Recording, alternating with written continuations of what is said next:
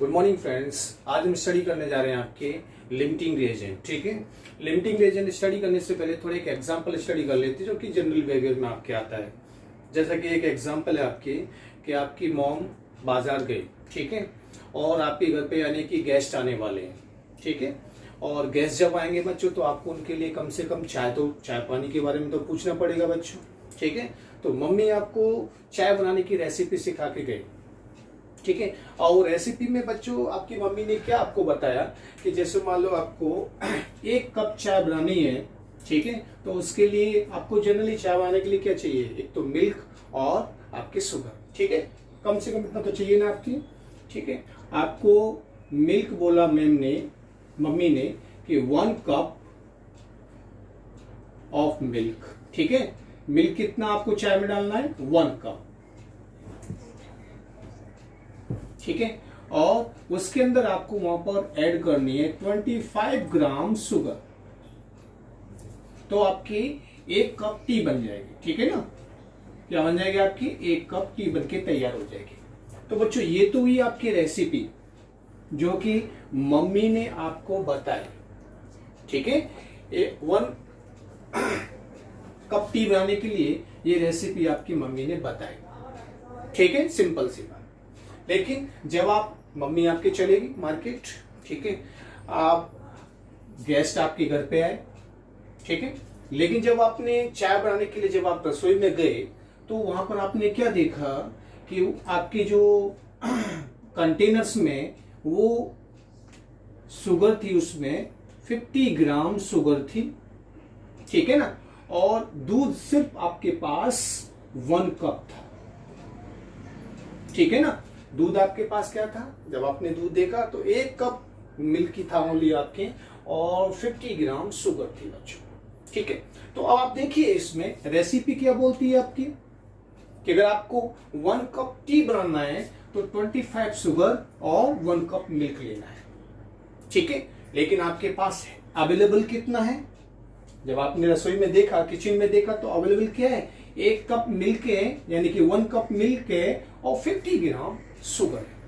तो बच्चों 50 gram sugar को देखते हुए आप 2 कप यानी कि 2 कप टी बना सकते हैं, ठीक है। लेकिन यहां पर आपकी क्या है, मिल्क तो सिर्फ 1 कप ही है, ठीक है। तो भले ही आपके पास 50 ग्राम शुगर है, लेकिन आप इस 50 ग्राम और 1 कप मिल्क से मिलाकर के सिर्फ 1 कप टी ही बना सकते हो, ठीक है, 1 कप टी ही बना सकते हो, क्योंकि रेसिपी में क्या दे रखा है, 1 कप मिल्क और 50 ग्राम शुगर।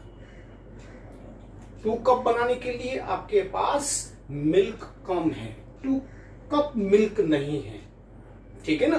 तो सिर्फ आप इससे जो आपके पास अवेलेबल जो शुगर और मिल्क है उससे सिर्फ आप 1 कप टी ही बना सकते हो, ठीक है। लेकिन इसमें आपके जो 1 कप टी जो बनाने का जो आपका जो है वो किसने डिटरमाइन किया, मिल्क ने, ठीक है। अगर मिल्क 2 कप होता तो आप यहां पर 2 कप टी बना लेते। तो यहां पर ये किसकी तरह बिहेव कर रहा है, आपके लिमिटिंग रिएजेंट की तरह बिहेव कर रहा है। ये लिमिट डिटरमाइन कर रहा है कि भाई सिर्फ आप 1 कप ही टी बना सकते हो, ठीक है।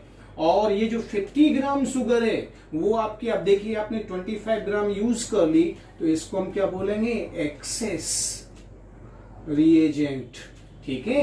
अगर रिएक्शन के केस में जाते हैं तो इसको क्या बोलेंगे, एक्सेस रिएजेंट बोलेंगे, सॉरी रिएक्टेंट लिख देते हैं, एक्सेस रिएक्टेंट बोलेंगे, ठीक है। तो यहां पर आपके प्रोडक्ट या 1 कप टी को कौन डिटरमाइन कर रहा है, मिल्क कर रहा है, क्योंकि जो कि लिमिटिंग क्वांटिटी में अवेलेबल है, ठीक है बच्चों। तो इसी तरह से हम लिमिटिंग रिएजेंट को इजी वे में स्टडी कर सकते हैं। तो लिमिटिंग रिएजेंट की डेफिनेशन क्या है, कोई भी रिएक्शन होती है तो रिएक्टेंट कन्वर्ट इनटू प्रोडक्ट होता है, ठीक है ना, और रिएक्टेंट ही आपके क्या है, प्रोडक्ट में कन्वर्ट होकर के आपके डिटरमाइन करता है प्रोडक्ट की क्वांटिटी को, ओके। तो लिमिटिंग रिएजेंट क्या हुआ, the reactant which is consumed completely in reaction is called limiting reagent, ठीक है। एक चीज और बताना चाहूंगा बच्चों आपको कि लिमिटिंग रिएजेंट्स की कुछ कंडीशंस हैं बच्चों, ठीक है। वो कंडीशंस क्या है आपके, पहली कंडीशन ये है कि लिमिटिंग रिएजेंट आपकी मोर देन वन रिएक्टेंट से ही हम डिटरमाइन कर सकते हैं, यानी कि ऐसी रिएक्शंस जिनमें मोर देन वन रिएक्टेंट हो। ठीक है, अगर मान लो ऐसी रिएक्शन है जिसमें सिर्फ एक ही रिएक्टेंट है तो वहां लिमिटिंग रिएजेंट कैलकुलेट करने की आपको जरूरत नहीं है। ठीक है, तो more than one containing reactant में ही आपके ये एलआर आता है। पहली चीज तो ये। दूसरी चीज क्या, limiting reagent always determine the product quantity. ठीक है ना, तो प्रोडक्ट की क्वांटिटी को ये डिटरमाइन करता है बच्चों। ठीक है, तो ये कुछ कंडीशंस हैं जो कि आपके लिमिटिंग रिएजेंट के रिगार्डिंग है। तो the reactant which is consumed completely in the reaction is called limiting reagent। ठीक है, अब excess reagent क्या है? excess reagent क्या होता है? The reactant which is not consumed completely in reaction is called excess reagent। जैसे एक एग्जांपल दिया था मैंने, देखिए सिर्फ 50 ग्राम ही शुगर कंज्यूम हुआ, बाकी का 50 ग्राम बाकी रहा, बच गया। ठीक है, तो यहां पर शुगर किसकी तरह है? एक्सेस रिएजेंट की तरह। ठीक है, और मिल्क क्या है? लिमिटिंग रिएजेंट की तरह है, और ये मिल्क ही डिटरमाइन कर रहा है 1 कप टी फॉर्मेशन को। ठीक है, क्योंकि इसी ने ही यानी कि कितनी चाय बनेगी आपकी वो डिटरमाइन की। ठीक है, तो ये होता है आपकी लिमिटिंग रिएजेंट और एक्सेस रिएजेंट। तो देखिए, तो यहां पर मैंने नोट करके लिखा हुआ है कि extent of reaction is decided by limiting reagent, यानी कि कोई भी रिएक्शन कितनी होगी वो कौन डिसाइड करता है बच्चों? आपकी लिमिटिंग रिएजेंट डिसाइड करता है। ठीक है, लिमिटिंग रिएजेंट निकालने के लिए कैसे करोगे कि भाई कि रिएक्टेंट मान लो मोर देन वन है, तो इन रिएक्टेंट में कौन लिमिटिंग रिएजेंट की तरह बिहेव करेगा। ठीक है, वो निकालने के लिए आपके पास एक फॉर्मूला है कि number of moles of reactant, यानी कि न्यूमेरिकल में जो आपके नंबर ऑफ मोल्स दे रखी है रिएक्टेंट की, वो अपॉन स्टोइकियोमेट्रिक कोएफिशिएंट। क्या बच्चों? स्टोइकियोमेट्रिक कोएफिशिएंट, या फिर ऐसे बोल सकते हो स्टोइकियोमेट्रिक मोल्स। ठीक है, यहाँ इस फॉर्मूले को यूज करके आप लिमिटिंग रिएक्टेंट या रिएजेंट निकाल सकते हो। ठीक है ना, तो यहां पर मैंने लिख रखा है आपकी the reactant which have least value of L is called limiting reagent. ठीक है, तो इसके लिए हम क्या एक एग्जांपल स्टडी करने जा रहे हैं। एग्जांपल बच्चों मैंने यहां पर दे रखा है आपके कि 2 moles of NaOH react with 1 mole of H2SO4 produce 1 mole sodium sulfate and 2 mole H2 at 0 degree Celsius and 1 bar pressure। ठीक है, तो ये आपकी क्या है? एसटीपी वाली कंडीशन दे रखी है। अब उसमें कैलकुलेट क्या करना है? हमें मास कैलकुलेट करना है और वॉल्यूम कैलकुलेट करना है। किसका? वाटर का तो वॉल्यूम और Na2SO4 का मास कैलकुलेट करना है। ठीक है, तो चलो कैलकुलेट करते हैं अपने। पहले तो हम इसके क्या करेंगे, मैंने आपको क्या कहा था प्रीवियस लेक्चर में कि इस तरह के क्वेश्चंस, जो भी आपके मोल्स के क्वेश्चंस हैं, उनको सॉल्व करने से पहले हम मोल्स में कन्वर्ट करते हैं। ठीक है ना, जो भी सब्सटेंस दे रखे हैं उनको पहले मोल्स में कन्वर्ट करते हैं। ठीक है, तो यहाँ NaOH का 40 ग्राम दे रखा है न्यूमेरिकल में। ठीक है, तो इसके मोल्स कितने होंगे आपको पता है? Amount of substance upon molar mass of substance कितना है? 40। NaOH का मोलर मास कितना होता है? 40 होता है बच्चों। तो मोल्स कितने आ गए बच्चों? 1 मोल आ गए। ठीक है ना, कितने आ गए? 1 मोल। NaOH के कितने मोल आए आपके? 1 मोल। सिमिलरली H2SO4 का 98 ग्राम दे रखा है। ठीक है, इसका मोलर मास कितना होता है बच्चों आपके? कितना होता है? 9080 होता है। इसका भी 1 मोल आ गया बच्चों। ठीक है, इसका भी 1 मोल यहां पर आ चुका है बच्चों। ओके,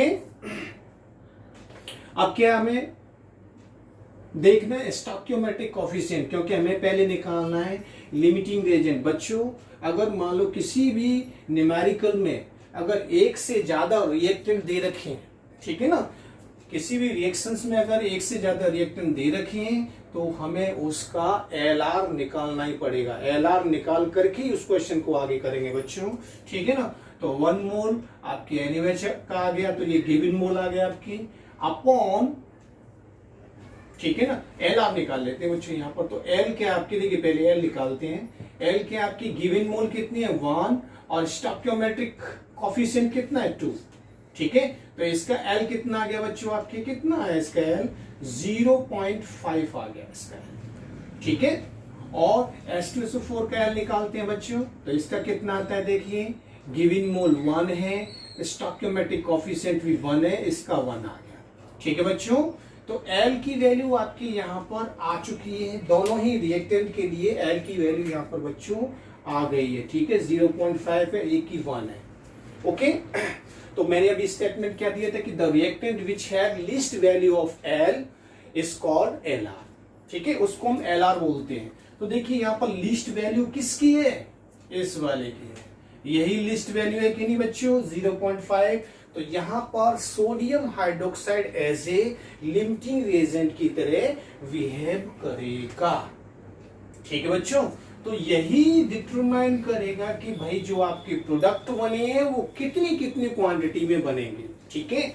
तो सिंपल सा फंडा है, मैं यहाँ पर क्या निकालने जा रहा हूं, सोडियम सल्फेट का मास, और इस सोडियम सल्फेट का जो मास है वो किस पर डिपेंड करेगा, NaOH, कि भाई NaOH डिसाइड करेगा कि Na2SO4 कितना बन रहा है बच्चों, ठीक है ना। तो देखिए करते हैं हम, 2 मोल NaOH प्रोड्यूस 1 मोल Na2SO4, ठीक है। तो मैं यहां लिख देता हूं बच्चों कि 2 मोल NaOH produce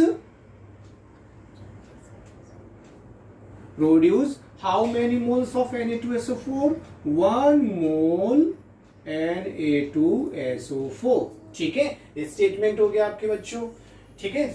यहां पर NaOH की मोल्स कितनी है, न्यूमेरिकल में गिवन मोल कितनी है 1 मोल, 2 मोल प्रोड्यूस करता है 1 मोल, तो 1 मोल NaOH कितना प्रोड्यूस करेगा, 1 मोल NaOH प्रोड्यूस 1/2 मोल Na2SO4, ठीक है। तो इस रिएक्शन में Na2SO4 के मोल्स कितने बनेंगे, हाफ मोल्स बनेंगे, ठीक है।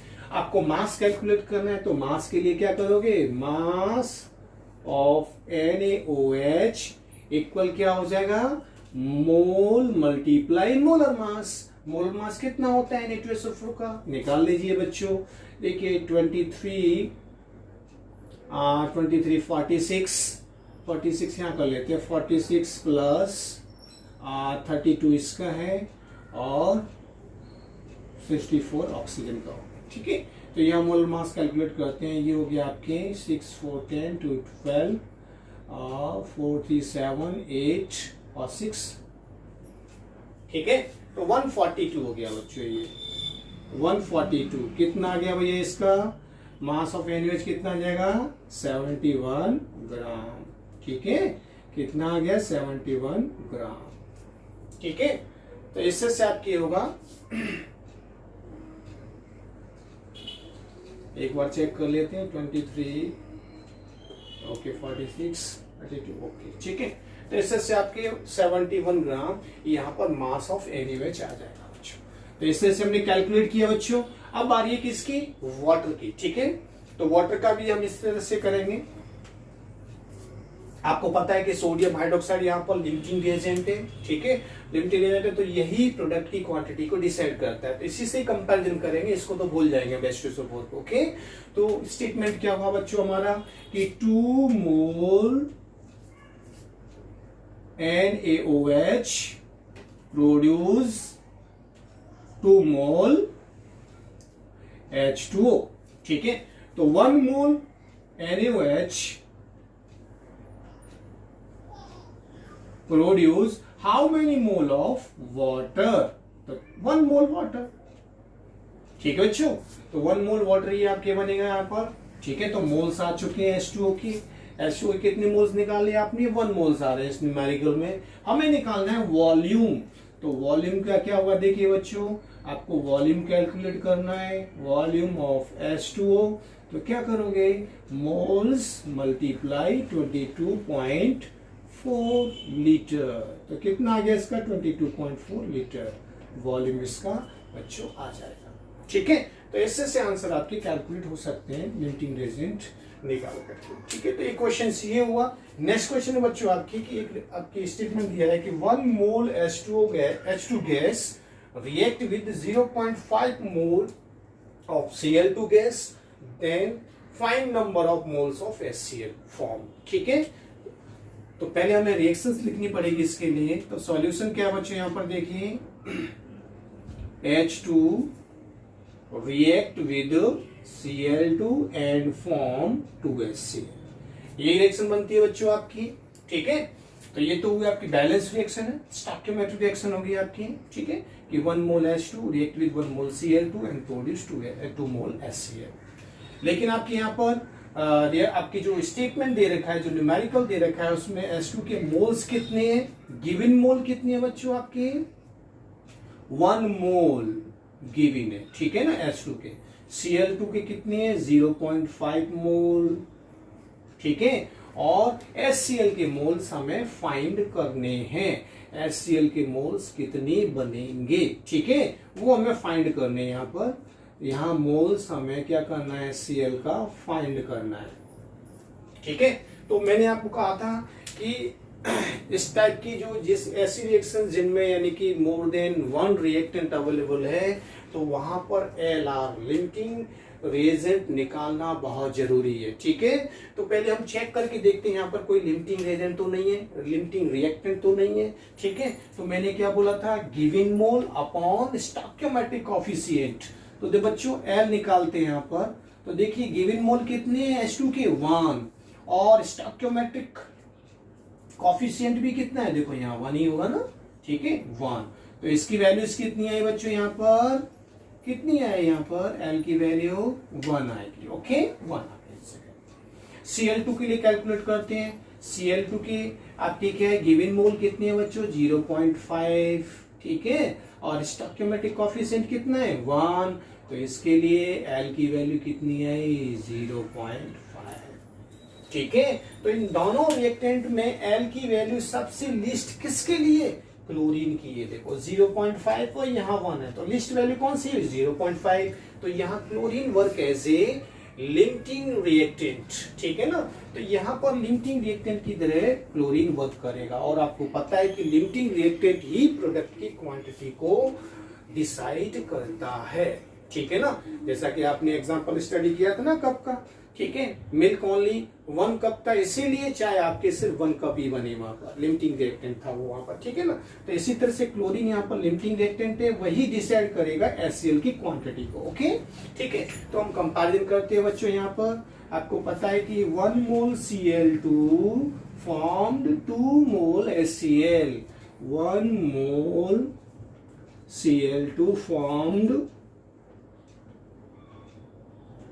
या प्रोड्यूस लिख देते हैं,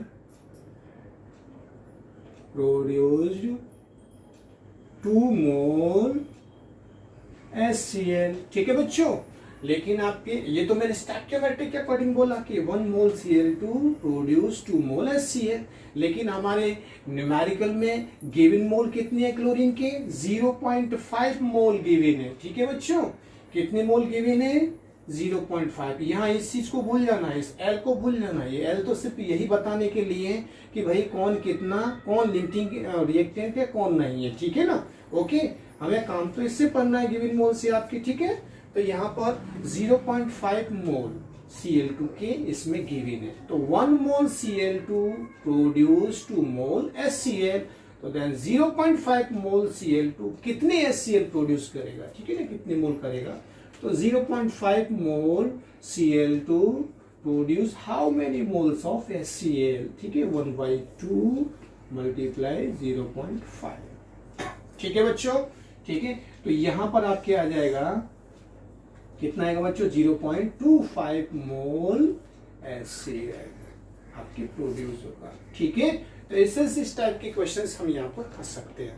ठीक है, तो ये स्टोइकियोमेट्रिक बेसिस आपके रिएक्शंस हैं जो कि डिपेंड करती है लिमिटिंग और रिएक्टेंट पे डिपेंड करते हैं बच्चों। ओके, ठीक है, फिर हम नेक्स्ट लेक्चर में मिलते हैं आपसे नेक्स्ट टॉपिक के साथ। Thank you.